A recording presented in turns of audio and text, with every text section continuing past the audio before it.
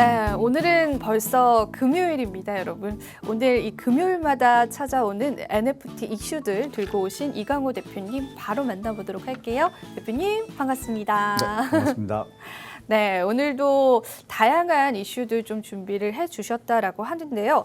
일단은 오늘도 저희가 글로벌 NFT에 관한 이슈들을 하나하나 좀 다뤄드릴 예정입니다. NFT 시장이 좀 침체기이다라는 이야기가 있긴 하지만 그래도 다양한 면에서 NFT 사업은 확장되고 있다라는 부분들이 우리가 좀 기억해야 할 사실인 것 같습니다. 자, 그렇다면은 이슈들 바로 한번 들어볼게요. 오늘 어떤 이슈들을 좀 준비해 주셨을까요? 네, 첫 번째 이슈는요. 그 NFT가 사람들이 NFT를 왜 살까? 그러니까요. 네. 저 아직 하나도 없습니다. 네. 아, 그래요? 네. 네. 그 암호화폐가 이제 2017년 이후에 네. 상당히 이제 급락을 했잖아요. 그때 이제 많은 사람들이 이제 비트코인은 끝났다, 이더리움은 끝났다.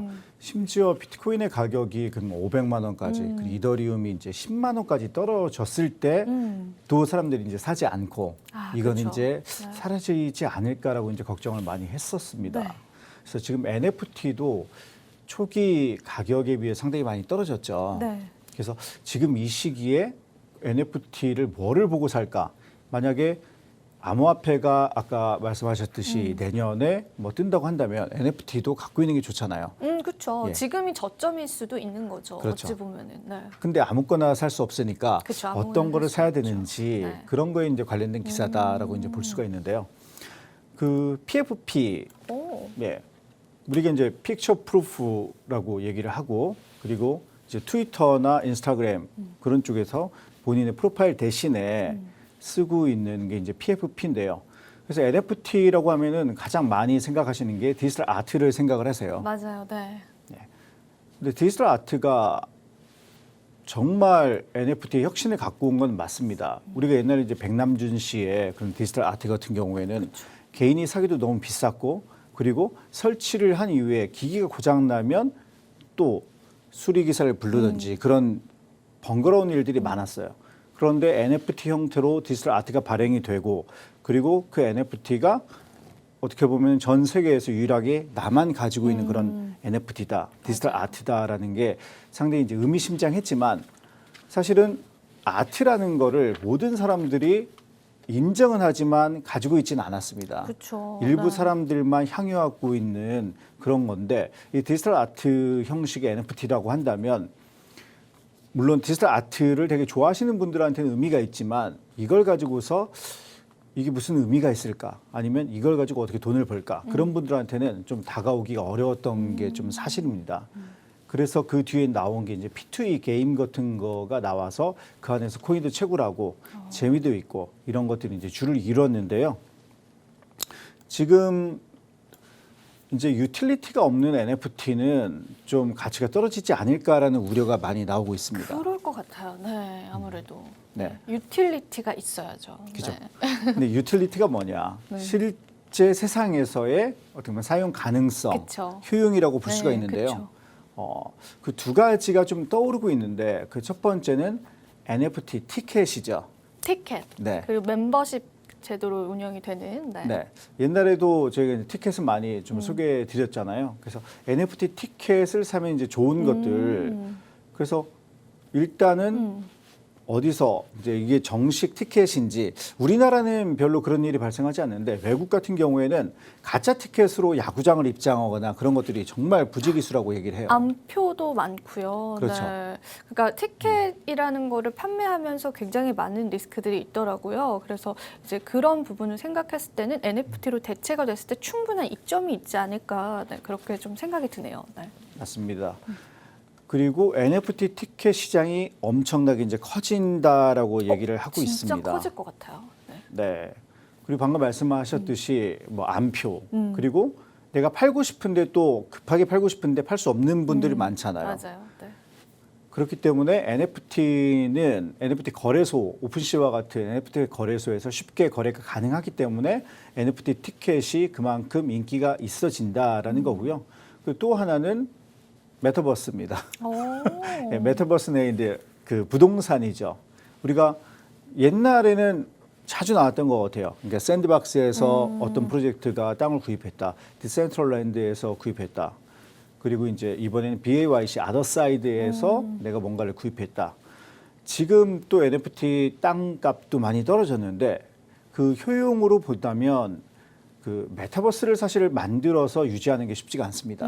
왜냐면은 메타버스에 사람들이 많이 들어와야 되는데 저 유저가 있어야죠. 많아야죠. 그렇죠. 네. 지금도 이제 뭐 페이스북, 트위터 여러 가지가 있는데 정말 지금도 많은 어플리케이션들이 나올 거예요. 근데 그 중에 몇 가지만 우리가 기억하는 이유는 새로 나온 어떤 플랫폼에 들어가도 사람들이 없어요.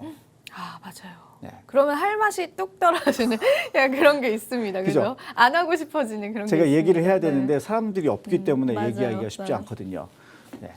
그래서 그 메타버스, 즉 사람들이 많이 소통할 수 있는 메타버스를 만드는 게 정말 어려운데요. 그래서 정말 잘 고른 메타버스라고 한다면 시간이 지날수록 그 메타버스 안에서 여러 가지 소통 창구나 쇼핑 사이트나 뭐 광고를 할 수 있는 플랫폼들이 개발이 될 거예요. 네. 그러면은 지금 어떻게 보면 나대지라고 볼 수 있죠. 아무것도 없는 나대지를 갖고 있는데 오. 나중에 그런 것들이 어떻게 보면 이제 뭐 도시로 변하고 오. 도시 안에서 여러 가지 이제 상거래가 일어난다면 그 구역 플러스를 갖고 있는 유저들, 그러니까 투자자들은 어떻게 보면 상당히 이제 투자 이익을 짭짤한 투자 이익을 이제 얻을 수 있다. 이제 그런 측면에서 그 메타버스 내에서의 부동산이 좀 의미가 있다라고 얘기를 하고 있습니다.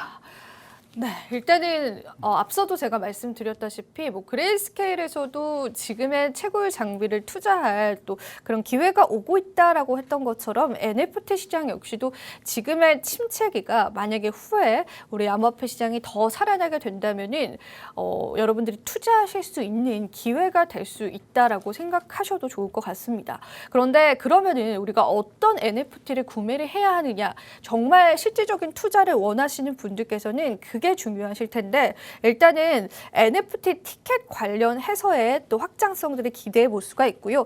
그리고 메타버스 부동산 역시도 우리가 조금 유망하게 생각해 볼 수 있는 NFT 분야다라고 합니다. 이렇게 우리가 또 지금 투자의 관점으로 본다는 게 쉽진 않지만은 앞으로 유망한 NFT를 알고만 계신다고 하더라도 이 시장에 참여하시는데 굉장히 큰 도움이 될 것 같은데요. 그럼 보다 좀 자세하게 한번 들어보도록 할까요, 대표님? 네.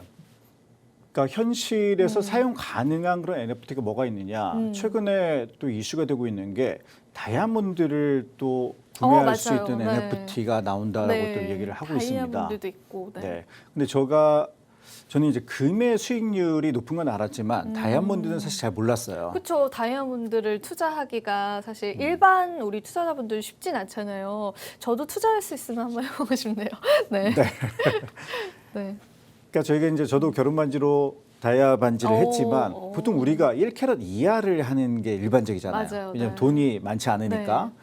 그런데 1캐럿 다이아가 원석 같은 경우에는 한 1200에서 1500 정도 한다고 합니다. 그런데 금의 상승률보다 훨씬 높은 상승률을 기록하고 있다고 해요. 그래서 뭐 조만간 나올 다이아 뭐 NFT 같은 경우에는 그런 캐럿에 투자하는 그런 NFT라고 얘기를 합니다. 그러니까 이렇듯이 실생활에 내가 투자하고 싶은데 내가 보관하기도 힘들고 그리고 이 투자를 정말 이게 가치가 있는지 아니면 정말 이게 의미가 있는지 예를 들면은 가짜 또 다이아나 가짜 금에 그쵸. 투자할 수도 있잖아요. 그 맞아요. 회사가 네. 망할 수도 있고 그래서 그런 부분에 대해서 여러분들이 잘 살펴보시고 이게 투자를 해도 안전한가 그리고 투자 수익률이 높은가 그러한 투자 상품들이 NFT로도 좀 이동을 할 수 있다라고 볼 수가 있습니다. 네, 그렇습니다. 다시 정리를 해서 말씀을 드리자면은 특별한 유틸리티, 즉 실물적으로 내가 경험해 볼 수 있는 그런 NFT 상품이다라고 한다면은 우리가 충분히 투자할 가치가 있다라고 합니다. 얼마 전에도 이 프리다 칼로의 작품을 태워버리면서 프리다 칼로의 NFT를 출시하겠다라고 했는데 이미 실물적으로 사라진 상황에서 그 NFT가 어떤 의미가 있을까에 관해서 저희가 좀 이야기를 나눈 적이 있었는데 비슷한 맥락으로 좀 생각을 해보시면 좋을 것 같습니다. 저희가 바로 다음 이슈로 한번 넘어가 보도록 해서요. 오늘 유가랩스에 관한 또 이슈들 오랜만에 좀 가지고 오셨는데 어떤 내용일까요, 대표님? 네, 저희가 인터넷과 블록체인 사실 인터넷이 처음 나올 때도 사람들이 얘기한 게 탈중앙화였습니다. 네. 왜냐하면 그 전에는 정보를 어떤 특정 기업이나 집단이 소유를 하고 있었거든요. 그래서 제가 어릴 때만 하더라도 집집마다 백과사전이 있었어요. 맞아요. 그죠? 그래서 저도 백과사전은 있었어요. 네. 좀 어떻게 보면 이제 지식인들은 당연히 갖고 있어야 될 그런 책이었는데 지금은 백과사전을 갖고 있는 집은 없죠. 그죠? 어디에도 찾아볼 수가 없습니다. 대신에 뭐 위키피디아를 검색을 해서 우리가 정보를 얻고 있는데요. 이처럼 인터넷은 정보의 탈중앙화를 이뤄냈다고 한다면 블록체인은 가치, 즉 돈의 탈중앙화를 이뤄냈다라고 볼 수가 있잖아요. 그런데 이 블록체인 네트워크에서는 그 조직을 이끄는 사람들, 기업들도 탈중앙화라는 그 개념을 명확히 알고 있습니다.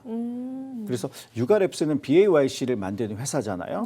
그래서 이 유가랩스에서 이번에 BAYC랑 MAYC에 관련해서 7명의 그런 협의체 위원을 선정을 했다라는 소식입니다. 네, 유가랩스에서 협의체를 좀 출범을 했다라고 합니다. 커뮤니티 협의회를 출범했다라고 하는데 과연 이 커뮤니티 협의회를 출범했다라는 게 우리 NFT 시장에는 어떤 의미로 좀 다가올 수가 있을까요? 유가랩스 BAYC나 MAYC의 가장 큰 특징은 처음으로 소유권과 저작권을 그쵸, 네. 주었다는 거잖아요. 그러면 이제 2차 저작을 하는 프로젝트가 생길 텐데 그러한 프로젝트 중에 어떤 프로젝트에 지원을 할까? 그리고 이 커뮤니티 뭐 미랍이라든지 자선 행사를 주관을 할 사람이 필요한데 그걸 지금까지는 유가랩스가 지정을 했단 말이에요. 근데 이번에 홀더들 중에서 정말 적극적으로 활동하는 7명 정도를 선발을 했어요. 그래서 그 협의회에서 선정을 해서 한 달에 한 3개 정도 프로젝트에 한 12더 정도를 지원을 하고요. 그리고 그들이 뭐 밀업이나 어떤 행사 그리고 자선 행사 같은 거를 이제 지원할 수 있도록 좀 밀어준다라고 얘기를 합니다. 네, 유가랩스에서 출범한 이 커뮤니티 협의회에서는 다양한 지원들이 있을 예정입니다. 특히나 이 홀더분들을 위한 지원들도 있을 예정이고 만약에 적극적인 홀더분들이 있다면 그 분들에게 또 지원을 해서 다양한 또 행사들을 주최할 수 있게끔 도움을 준다라고 하고요. 이로 인해서 유가랩스가 더 알려지고 그리고 홀더분들과 더 소통을 하고 진정하게 좀 이야기를 나눠보면서 한 마음으로 가게끔 하는 그러한 지향점을 좀 바라는 느낌이 드는데요. 일단은 또 프로젝트에도 지원을 한다라고 하니까 점점 이 유가랩스의 어떤 확장들과 또 생산성들을 우리가 좀 기대해 볼 만한 것 같고요. 마지막으로 시사점도 살짝 들어보고 넘어가 보도록 하겠습니다. 네, 유가랩스가 좀 잘한다고 생각하는 부분이 그전 이제 크립토펑크나 미빗 같은 경우에는 라바랩스 했을 때는 소유권을 주지 않았는데 유가랩스가 인수를 하면서 이번에 전체 소유권을 다 풀어줬잖아요. 예, 그래서 조만간 뭐 미빗이나 크립토펑크의 협의체 위원들도 아마 선정이 되지 않을까라고 생각이 되고요. 그래서 BAYC만큼 뭐 크립토펑크나 미빗의 캐릭터들도 좀 유명하게 좀 뭐 세상에 나오지 않을까라고 생각이 됩니다. 유가랩스가 소유권을 제공했던 선례들이 앞으로 계속해서 확장이 된다면은 우리 NFT 시장의 활기를 조금 더 불러일으킬 수 있을 것 같습니다. 자, 이어서 마지막 이슈 저희가 짧게 한번 들어보고 오늘 이 시간 마무리해 보도록 하겠습니다. 네, 3Arrow Capital 아마 암호화폐를 투자하셨던 분들은 많이 들어봤을 텐데 잘 알죠. 예, 7월에 이제 파산을 했습니다. 그 테라 루나 사태 때문에 파산을 했는데 이 3Arrow 캐피탈이 가지고 있는 스테어리 나이트 캐피탈이라는 게 있습니다. 별이 빛나는 어떻게 보면 네, 그냥 NFT 전문 투자 업체인데요. 그 스테어리 나이트 캐피탈이 가지고 있는 NFT를 이번에 그 청산 인수회사죠. 청산 인수회사가 인수를 했다라는 그런 얘기입니다. 그러니까 텐에오라는 회사가 3에로 캐피탈이 현재 그 채권자들에게 28억 불 정도의 빚을 지고 있어요. 근데 3에로 캐피탈이 한때 잘 나갈 때는 100억 불 정도의 이제 자산 가치를 갖고 있었는데 이 파산을 하다 보니까 그들한테 이제 돈을 갚지 못할 상황이죠. 그래서 그 중에 이제 빈센트 반 도우 고우가 아니라 빈센트 반 도우라는 분이 있습니다. 네. A 캐피탈의 이제 3에로 캐피탈의 창립자인데요. 근데 이분의 이제 도움을 받아서 스테어리 나이트 캐피탈의 그 NFT 한 3,500만 불 정도 든다고 해요. 그걸 이제 안전하게 이번에 이제 테네오에 옮겼다라는 기사입니다. 이로 인해서 뭐 28억 달러에 비해 상당히 모자라지만 계속해서 그 채권자들에게 어떻게 보면은 그나마 남은 보상을 해드리기 보상을 위해서. 하기 위한 네. 그런 움직임이 지금 일고 있다라고 볼 수가 있습니다. 네, 3에로 캐피탈은 이 테라 루나 사태로 인해서 파산한 기업이다라고 많이들 알고 계실 텐데요. 그 파산하기 이전에는 그래도 큰 가치를 지닌 기업 중에 하나였습니다.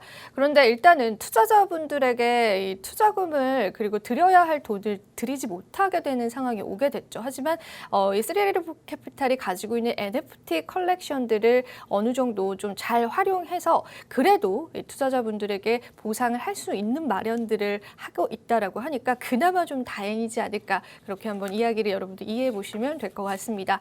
자, 오늘 이렇게 해서 글로벌 NFT 이슈들까지 저희가 살펴봤습니다. NFT 시장의 확장성 저희가 계속해서 기대해 보면 좋을 것 같고요. 투자 고지 드리도록 하겠습니다.